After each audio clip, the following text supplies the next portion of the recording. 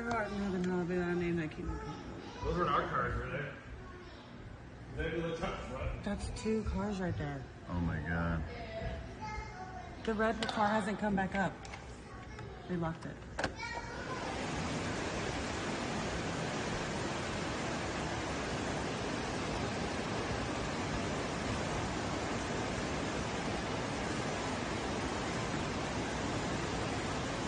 Texas experienced another round of severe flooding on Sunday, just 1 week after catastrophic floods killed at least 120 people in the Hill Country region. This new storm system forced authorities to conduct rescue operations and evacuations across multiple counties, while simultaneously halting the ongoing search for victims from the previous week's disaster.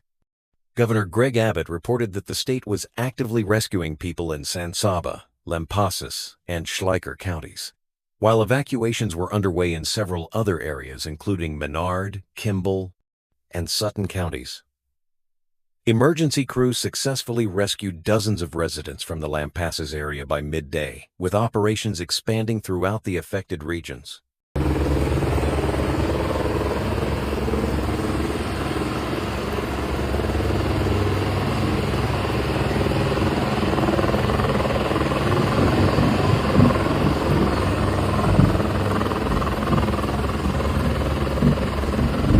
Abbott said some rescues have also been made in San Saba County. Emergency Management Coordinator Marcia Hardy said that police and volunteers spread out this morning to alert residents of both mandatory and recommended evacuation orders. Hardy said the evacuations have gone without issue, and she hopes the rest of the rain won't cause any more major problems so they can shift to recovery efforts. It's now a matter once again of everybody working their way back home, probably tomorrow, and seeing what kind of damage they might have received, Hardy said. Sunday afternoon, U.S. Representative August Pfluger, Republican Texas, who represents San Saba, posted, "Please take this seriously as the river is rising faster than it did on July 4th. Officials in Kendall and Menard counties told residents in some parts that evacuations are currently voluntary. Emergency crews in Kerr County suspended their search for victims of last week's flash floods on Sunday morning. The Ingram Fire Department ordered search crews to immediately evacuate the Guadalupe River corridor until further notice, warning the potential for flash floods was high. Search and rescue efforts were expected to resume on Monday, depending on river flow. Fire Department spokesperson Brian Lochte said in a Facebook post that the department warned area residents to stay away from riverbeds and roads.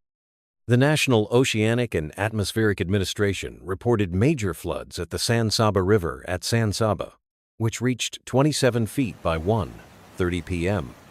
Sunday, and at the Lampasas River at Kempner, which reached 33 feet, about 4 to 5 feet up underneath the roof.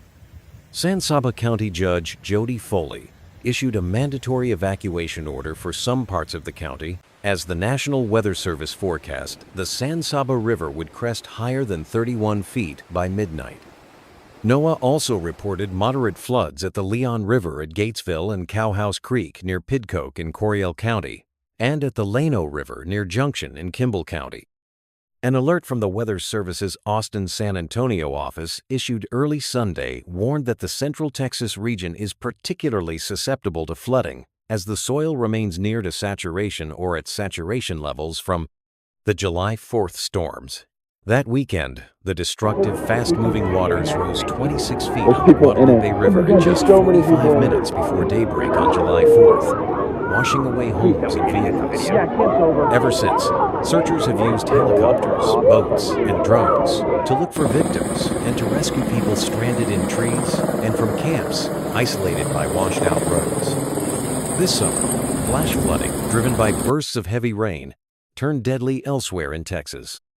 In San Antonio in June, more than 7 inches of rain fell over a span of hours, prompting dozens of rescues from the fast-rising floodwaters and killing at least 13. Meanwhile, the Waco Fire Department's swiftwater rescue team pulled a person from a large SUV that was stuck in a low water crossing on the Bosque River. The McGregor Fire Department posted a video of the rescue that happened at the crossing on Indian Trail. Fire responders from the McGregor Fire Department were called a little before 6:30 a.m. McGregor Police, McLennan County Sheriff's Office, and a Coryell Health ambulance also responded. After initially trying to pull the person to safety with a rope, the swift water rescue team got close enough to bring him in with a boat. This was the third rescue at that crossing in a month. On July 7th, McGregor firefighters pulled a man from his car and got him to safety using a rope.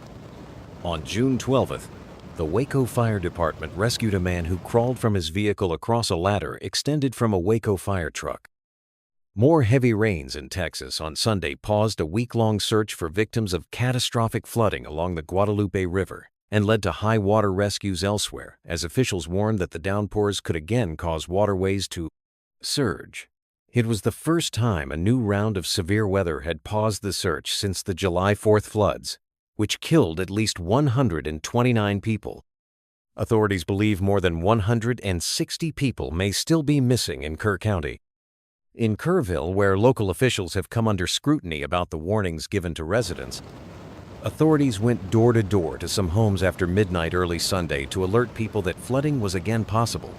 Authorities also pushed alerts to the phones of those in the area.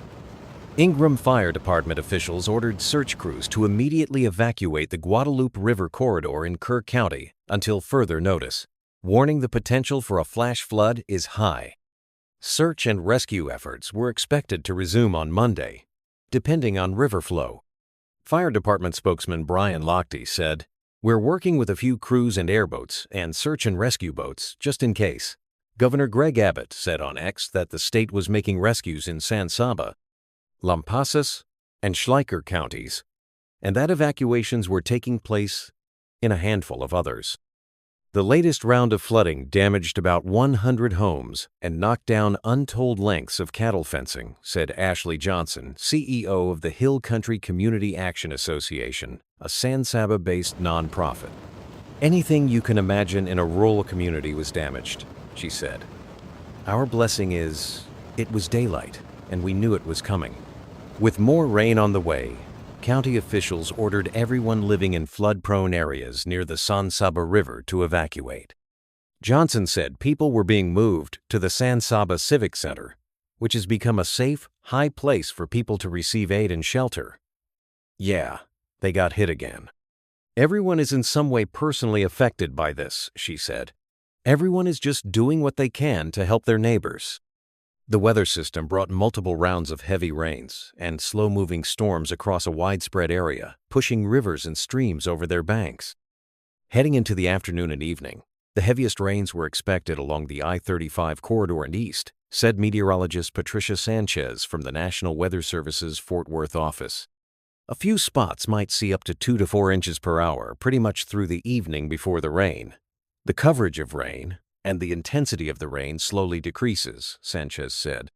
Forecasters warned that the Guadalupe River could rise to nearly 15 feet, 4.6 meters, by Sunday afternoon, about 5 feet above flood stage and enough to put the Highway 39 bridge underwater in Hunt, the small town where Camp Mystic is located along the river. Numerous secondary roads and bridges are flooded and very dangerous, a Weather Service warning said.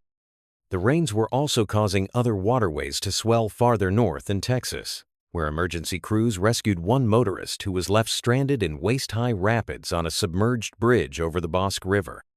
The man leaned onto the vehicle for support as crews tried to reach him with life jackets. "He drove into it and didn't realize how deep it was," said Jeff Douglas, president of the McGregor Volunteer Fire Department.